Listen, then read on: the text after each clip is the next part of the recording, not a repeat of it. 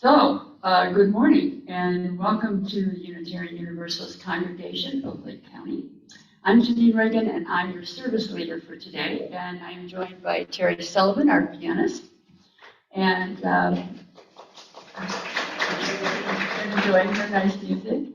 And we want to thank Betsy, Dustin, and Doug for their technical support and their work in the AV room today. First, we have some announcements. The first announcement is, please check your phone, make sure it's turned off. Thank you. We encourage you to check our weekly bulletin and our communicator that comes out each month, because there is where you will find all the things that are going on here at UUCLC, and we are a very busy place. All the meetings for the week are listed in the bulletin, as well as any Zoom links that you might need to attend those that are on Zoom. We are planning an event for July 4th. We are having an ice cream social, and we invite you and anyone that you would like to bring as a guest, family or friends, to the social. It will start at 2 o'clock on the 4th, and it will be followed by game day. So if you have a game that you like to play, a board game or something, bring it along. We'll have some here, and we'll also be setting up cornhole right here in the aisle. We have an open cornhole set. Yes. And we can play. Bernie says he'll bring his marble games. He hasn't lost them all yet.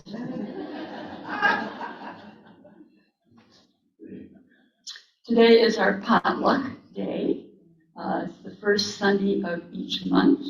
And today is a special one because we honor our new members by inviting them to be first in line to the potluck. So that means that they get to choose all of the food from all the food.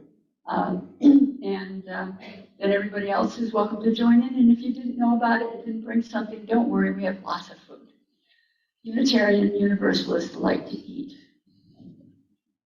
If you're interested in learning about UU and UUCLC, consider signing up for one of our orientation classes. The sign-up sheet is in the narthex, and as soon as we get a few people signed up on that, we schedule an orientation class. And also, by the way, there's a sign-up sheet in the narthex for the ice cream social. Just put your name and the number in your party so we know how much ice cream and what kind to buy. Do we have any other announcements? Yeah. You want to wait for the mic to come? Bernie? I did. Please keep her on the mic today. Today's the last day for submitting photographs for the new directory. So if you need a new photo, please see me or Christina after the service. And if you haven't checked to see if your contact information is correct, there's a sheet in the narthex. For those of you who don't know, that's another name for lobby. And check to make sure that I have the correct address and phone number and email. And just put a check mark by your name if it's correct. And fill out a sheet. If it's not, there's a little sheet in there. Thank you. There was another one over behind you. Hi, I'm Susan Zingali Baird, and I'm going to make an announcement about the Lake Cares summer feeding program. We mentioned this to you last week, and it does continue until today. I'd like to share that, Lake Cares reached out to us, hoping that we might be able to feed the children this summer. So what does that mean? That means children that are not in school because it's summer recess won't get the typical daily food that's available for them in a subsidized manner if they're low income. So that's breakfast, lunch, snacks, fresh fruit, milk, and juice. The cost of that is $16 a day. So for 10 weeks when they're not in school, that's $160. School ended on Friday. So the big question is where do the families come up with the food that their children didn't receive at school because they're now with them in the summer? They could be part of the Lake Care Summer Feeding Program, which is an opportunity for anybody to get food free, but it's every 5 weeks. A lot of people think that Lake Cares is distributing food every week. Well, they are, but the families aren't on schedule, the people aren't on schedule. They don't get the food unless they, of course, wait the 5 weeks. So anyway, if you want to help, we have a special collection box. It's tinier than the big box. It's sitting right here in the narthex, and you can distribute a donation of cash, or you can write a check out to UUCLC, and then you just write Lake Care Summer Feeding Program. Thank you very much. Anyone else?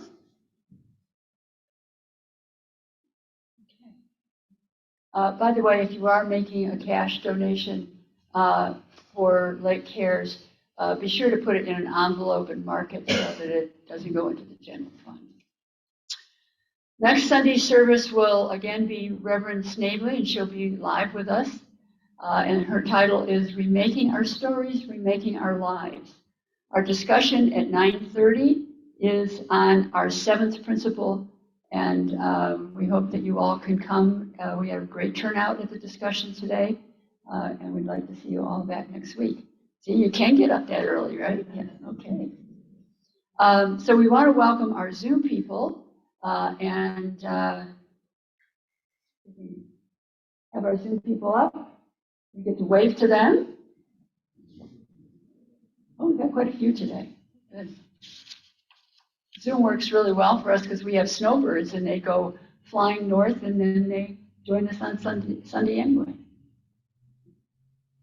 If anyone is here for the first time or returning after a long absence, and only if you're comfortable doing so, please raise your hand and the microphone will come to you. Please tell us who you are and what brought you here today. Oh, we've got some folks over here.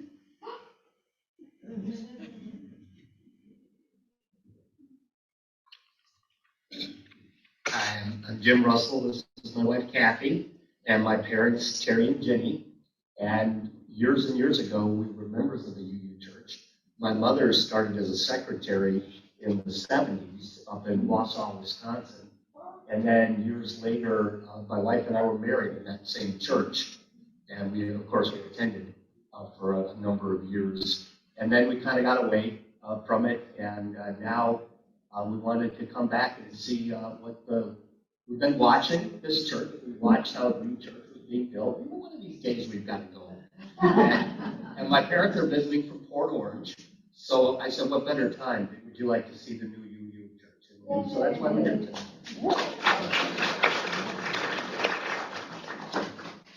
Welcome. We're glad you decided today was the day. Here's a stranger returning.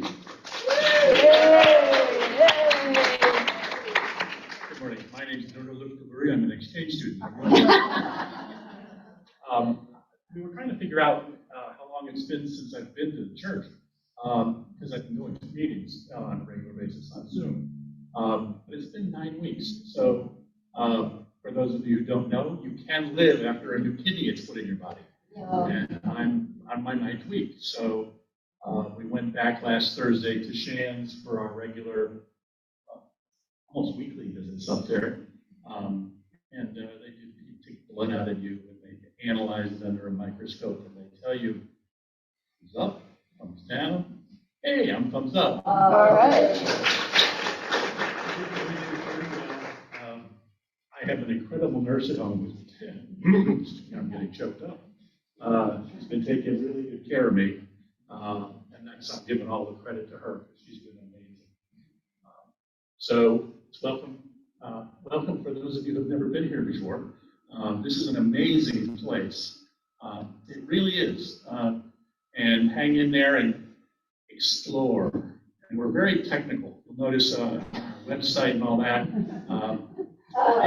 If you hold your hand up to your left ear and talk into your right earlobe and hit the right button on the computer up front, everybody hears you on Zoom. Anyway, thank you for all the support, and I really appreciate the letters and the phone calls and the folks that have been checking in. And our new chairman of our caring committee is awesome. Raise your hand. John Reed.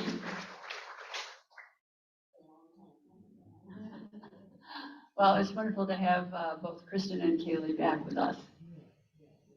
Anyone else? We gratefully acknowledge the traditional lands of the Timucua Native peoples, upon whose ancestral homeland our church sits today. We are blessed with this land, and we vow to care for it as our Mother Earth cares for us and for all living things. All are welcome here this morning, and we thank you for sharing your Sunday with us. And now our opening words from Reverend Cynthia.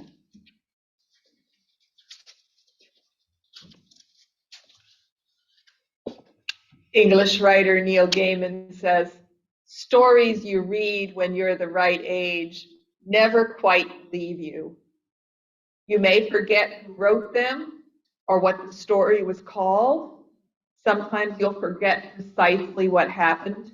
But if a story touches you, it will stay with you, haunting the places in your mind that you rarely ever visit.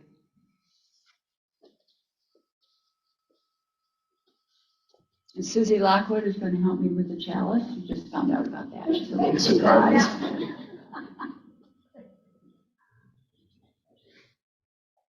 But she's an old pro.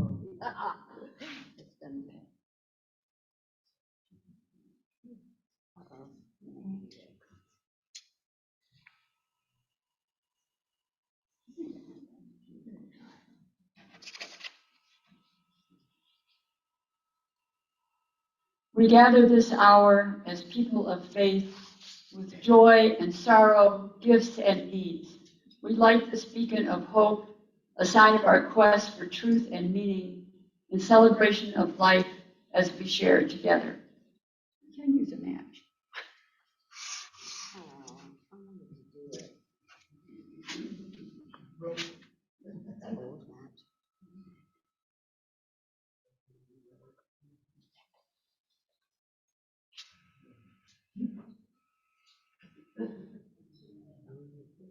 Short. You notice that? Good job.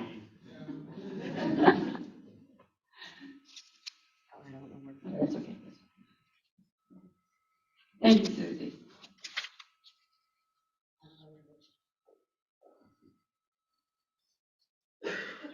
And now you can remain seated as we sing Spirit of God.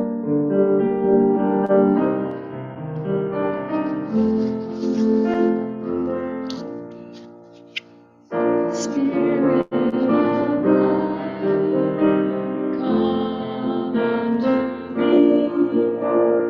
Sing in my heart, the truth of compassion. Oh, in the wind, rise in the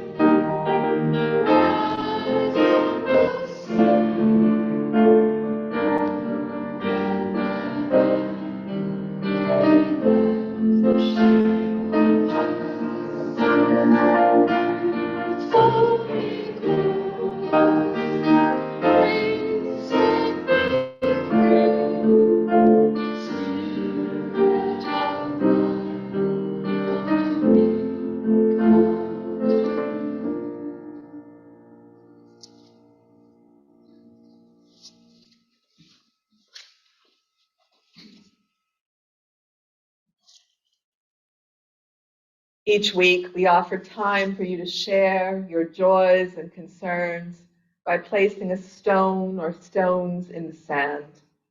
There is a station both at the front and at the back of the sanctuary. If you wish to share silently, you may begin. There will be time later to speak joys and concerns verbally.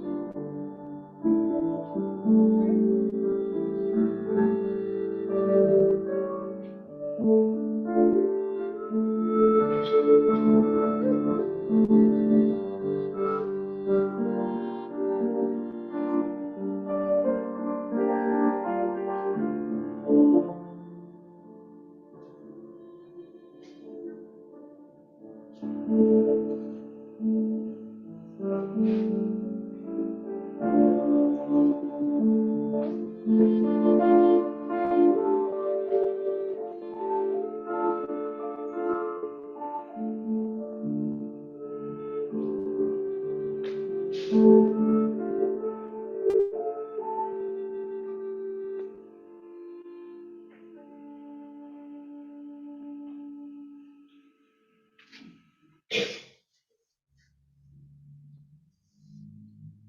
anyone wishes to share aloud, raise your hand and wait for the microphone.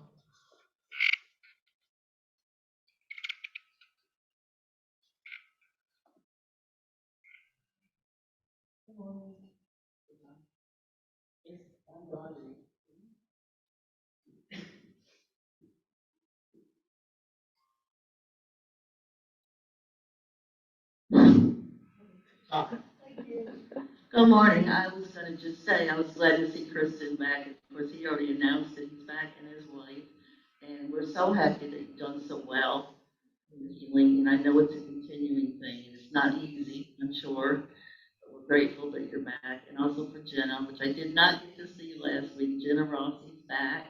And we have visitors that haven't been here in a long time. It's so nice. It's just been a beautiful morning. And also, from Miss Dr. Fran Morris beside me, who was our morning speaker about dementia. She had a great group, and I think she did a great job. So I'm just really thankful and joyful for all of these things. Thank you, Don.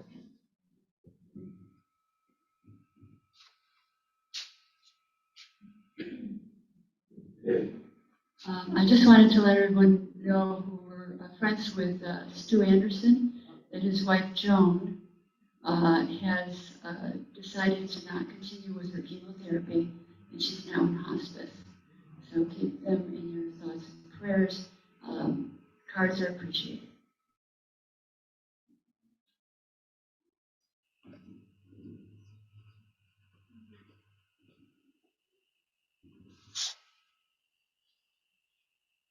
I have a sadness or joy, I'm not sure what it is. We live in a community with a bunch of, go to a church with a bunch of old people. We live in a community with a bunch of old people. And in the last couple of weeks, we've lost two neighbors.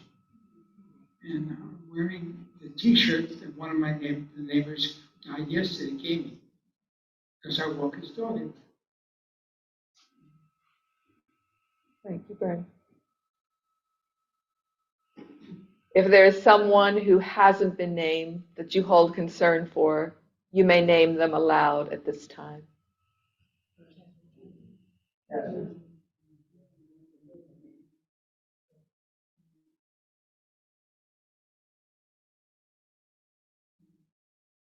For all those named, and for those whose names are too tender to speak, we collectively hold them in the light of our compassion and the warmth of our community.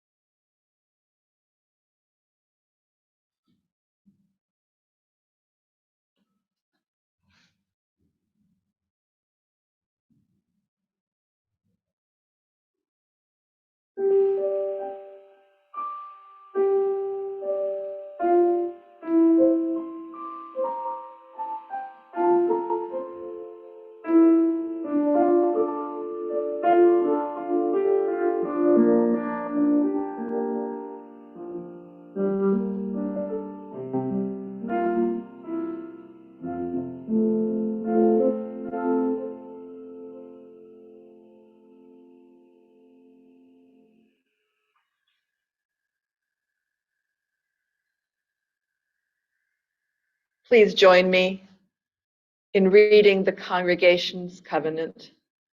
Love is the spirit of this church, and through service we live our principles. This is our great covenant, to dwell together in peace, to seek the truth and love, and to help.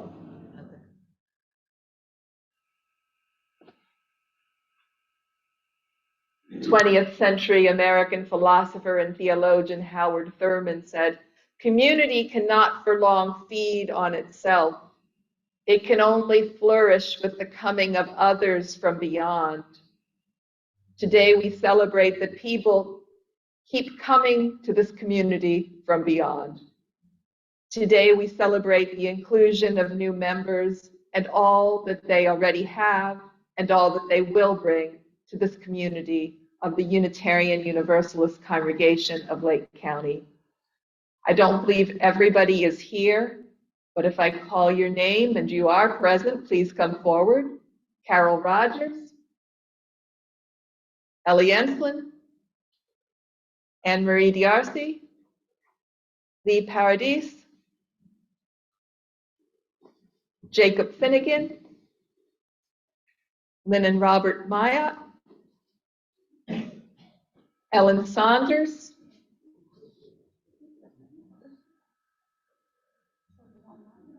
Jim Hinson. Isn't that a nice group?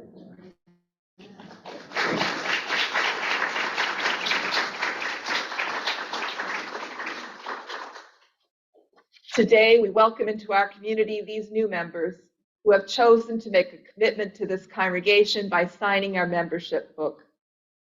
New members, we are so glad to have you here with us and that you have chosen this community of fellow seekers to travel with you on your life journeys. Will you accept our gifts of fellowship, discovery, and service? Will you offer us your unique presence and gifts? Will you add your name to the long history of Unitarian Universalist people who spread hope with our living faith?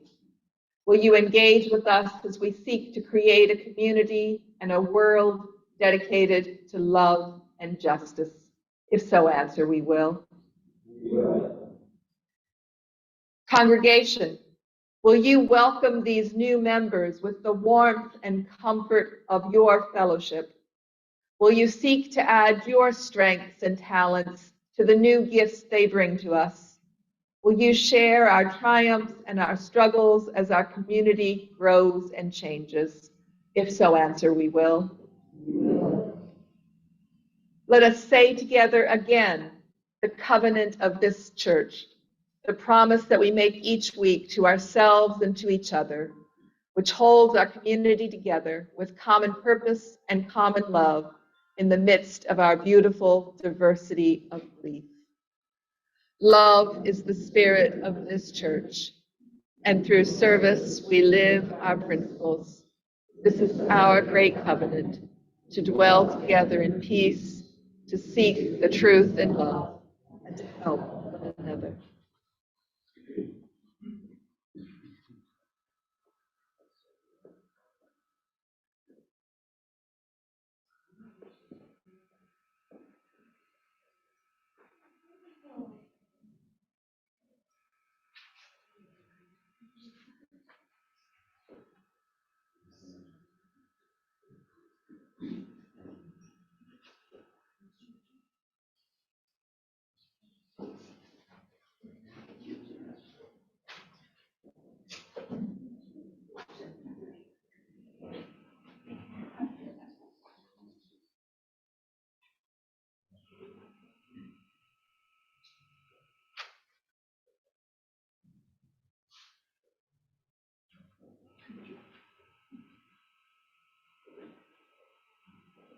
Thank you. You may be seated.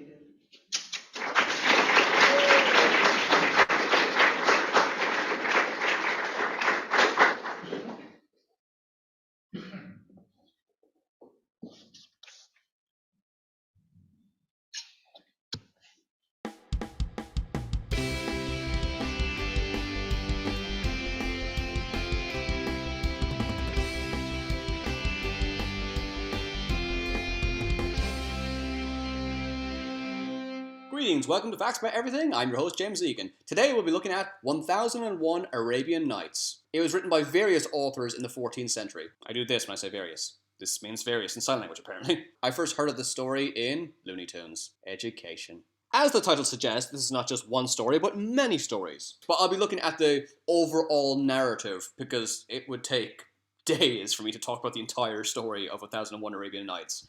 This is about a newlywed queen who tells her tyrannical husband 1001 stories in an effort to delay her execution. Shahryar, the Persian king, is outraged when he discovers that his wife has been unfaithful to him and has her beheaded. I learned about this story in Looney Tunes.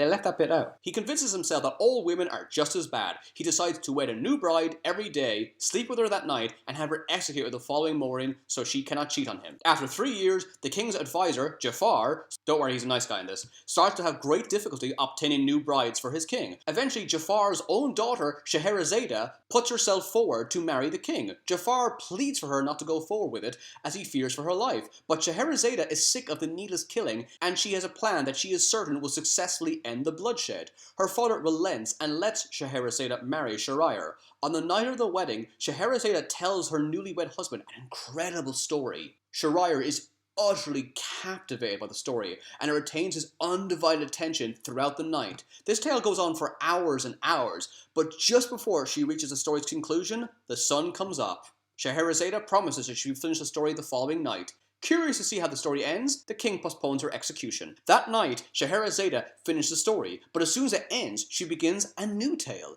As before, the story goes on all night. Dawn breaks before it ends. Shahryar has to wait another night to hear the conclusion. And no, I don't know why Shahryar at no point just goes, just tell me the rest of the story. I don't care if it's daytime.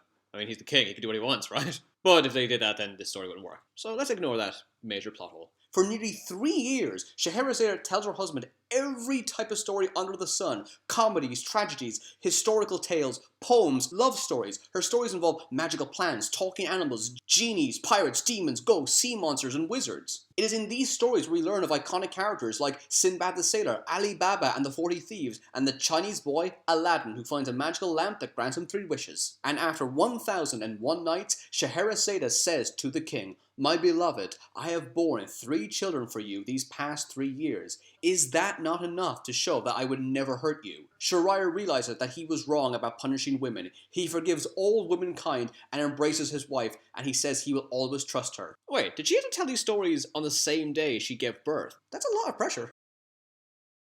It is our practice at UUCLC to give generously to this congregation that is our spiritual community. We give as we are able, remembering both this congregation's meaning in our lives and its impact on the world. You may donate in the wooden box in the narthex or by any of the methods on the screen. And thank you for your donation. And I forgot what I was supposed to do before I said that, which was to introduce Dawn, Dawn Reed, to give her testimonial today as a part of our pledge drive. And my apologies. Please come forward.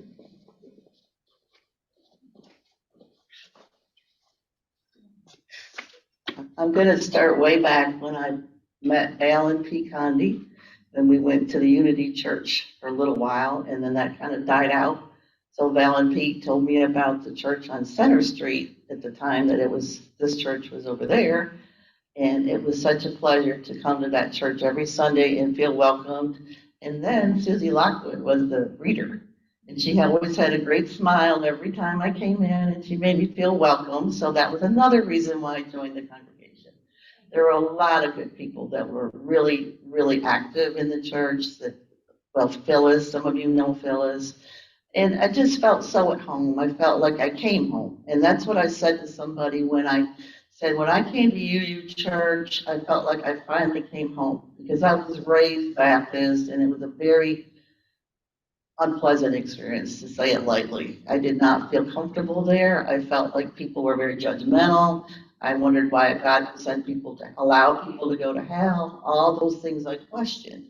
So when I found UU, I felt so good about finding somewhere that met my needs, and to find people who are so not judgmental, which is really a big thing with Baptists. I feel like, no offense to anybody that may have been Baptist or is, but in my opinion, the church I grew up in, it was a small town in upstate New York, but they sure sounded like Southern Baptists. They'd be pounding the pulpit and telling me the way to hell is large, and the gates to heaven is small. It was just really intimidating. So when I found here, I felt peaceful, and I felt loved, and I felt accepted. So the reason I pledge is to keep this church going. I'm so thrilled to be such a part of such a great congregation. And I thank all of you for being who you are. That's the reason I pledge to keep the church going. Thank you.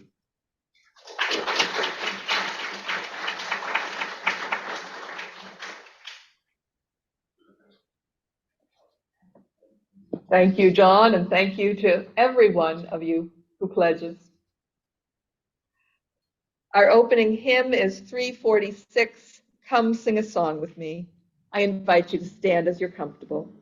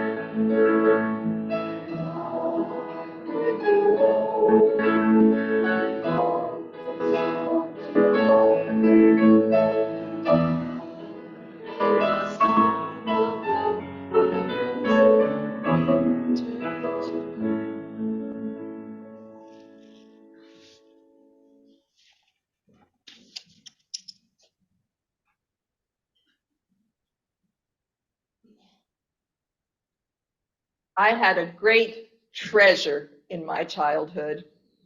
I had a childhood overflowing with stories.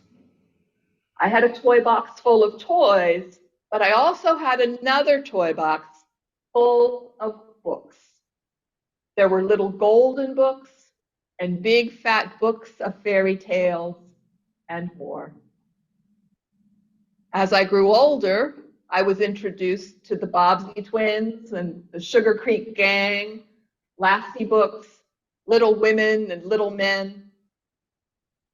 Those books were mine, but we also regularly went to the library. In summer, the library reading program directed us to a variety of types of books. One year, I was introduced to a biography of Heinrich Schliemann and spent part of my summer digging up Troy. When we went on a long trip, I was allowed a little stash of comic books for the journey. And oh, the agony of having to choose. Should it be Archie or Richie Rich or Little Lulu or Spider-Man or Supergirl? I shared a room with my sister, and when we had to lay down, we didn't go to sleep. We would each pick who we were going to be that night. Supergirl or Batman or Popeye, and then off we would go, creating a story. I had a swing in the backyard where I spent hours swinging and creating stories in my head.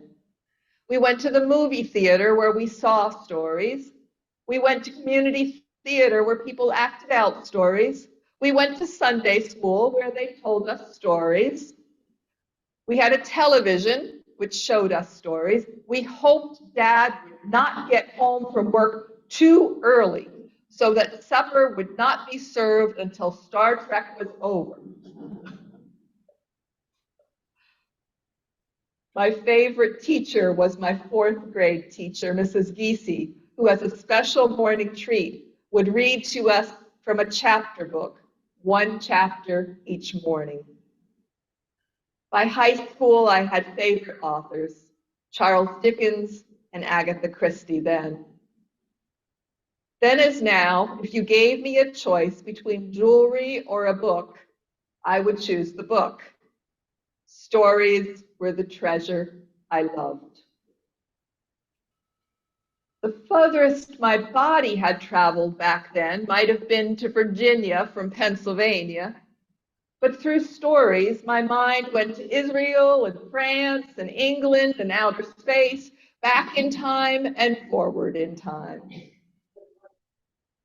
Now, I may be a straight, cisgender, white, working to middle class girl to woman, but in stories, I am offered the chance to view the world through characters quite different than me. I am not lesbian, but I have read Rita Mae Brown's Ruby Fruit Jungle. I am not Black, but I have read Ta-Nehisi Coates' Between the World and Me.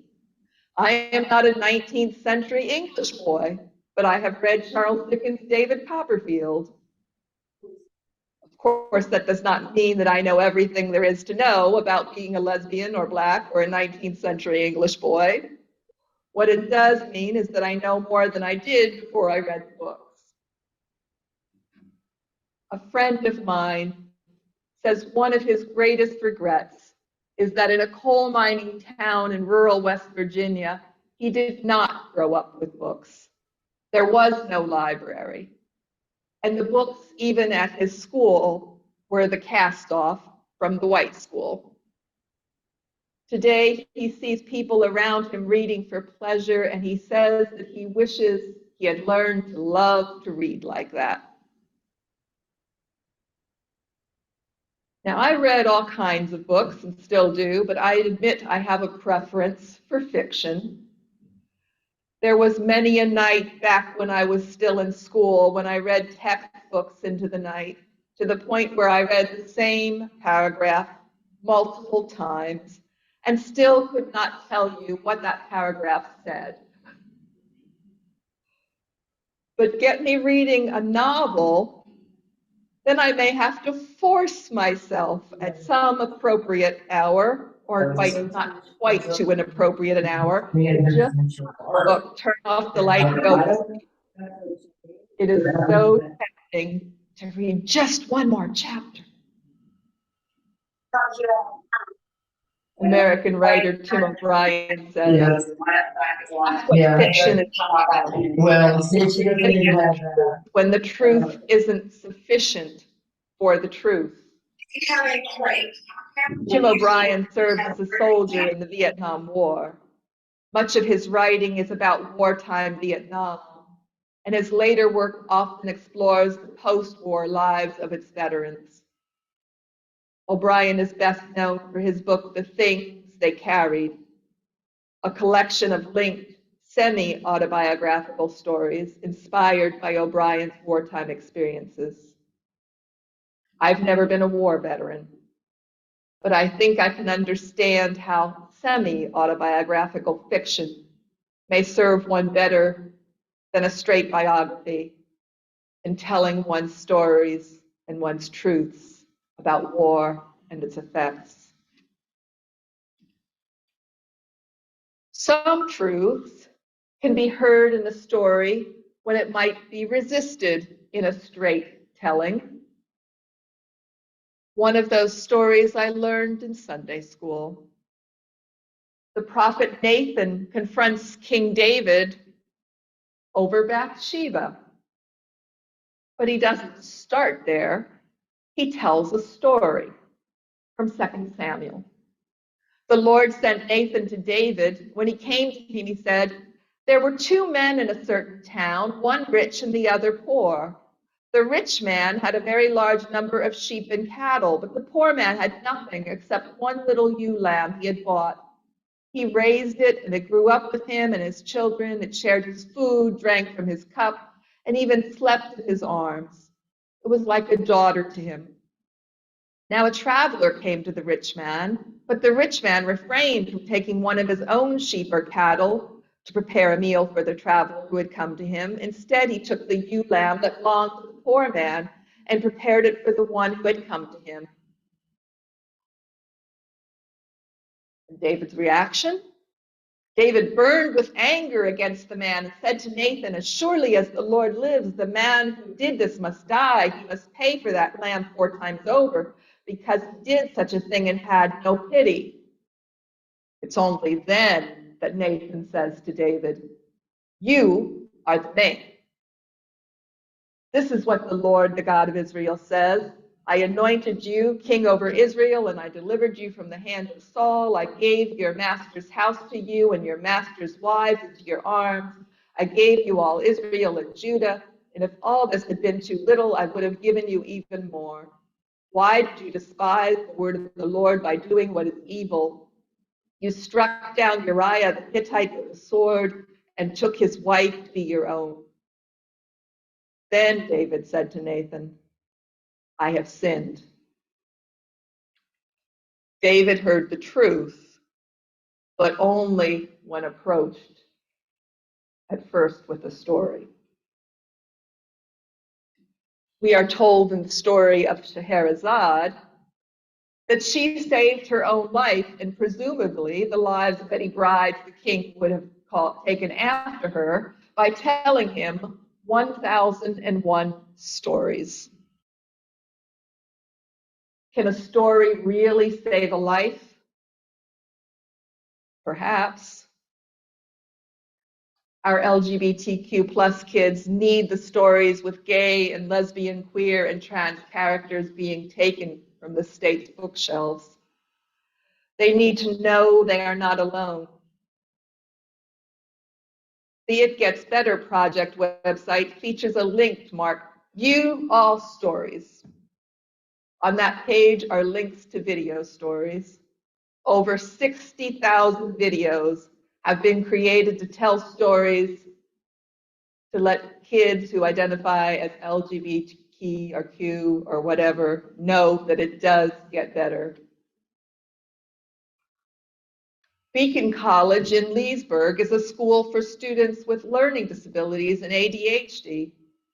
That school has created a TV series, A World of Difference, Embracing Neurodiversity, to tell compelling stories of people thriving, not just in spite of, but often because of their differences. A story can change a life. Henry David Thoreau said, "How many a person has dated a new era in their life from the reading of a book?" The book exists for us, perchance, which will explain our miracles and reveal new ones. The at present unutterable things we may find somewhere uttered. These same questions that disturb and puzzle and confound us have in their turn occurred to all the wise. Not one has been omitted, and each has answered them according to their ability, by their words and their life. So tell me a story. Tell me the stories that are important to you. Tell me the stories that have made a difference in your life. I cannot possibly know completely what it's like to live in your skin. But through your stories, I will understand a bit more. So tell me a story. I end with a prayer of storytelling by Mandy McLynn. Spirit of life and love, Holy One of our being now becoming, that which is sacred within, among, and beyond us. We know so many stories about you: God, Lord, King, Father, Earth Mother, Great Spirit, Universe, Holy Parent, Divine Love, Deepest Longings, Covenanted Partner. We know stories about our country and its founding, too, of the values we claim as a people.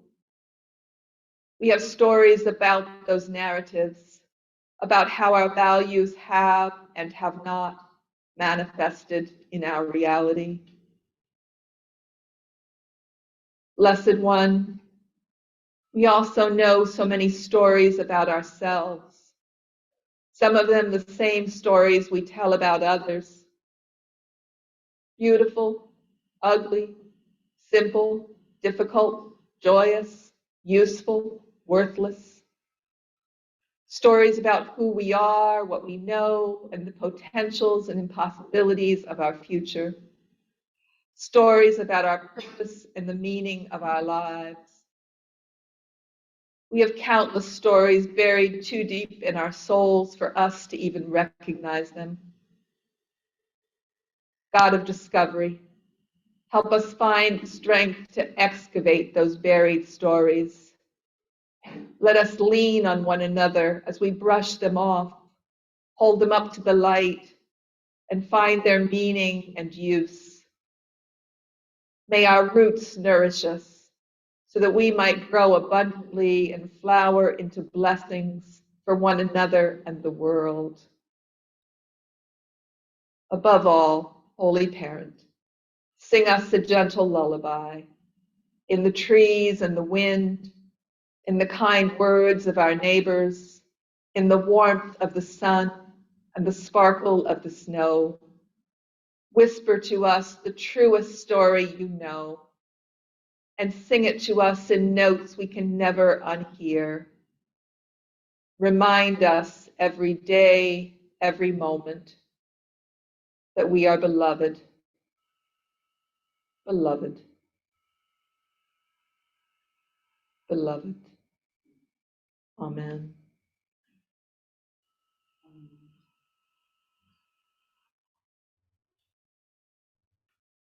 Our closing hymn is 311, Let It Be a Dance. Again, I invite you to stand as you're comfortable.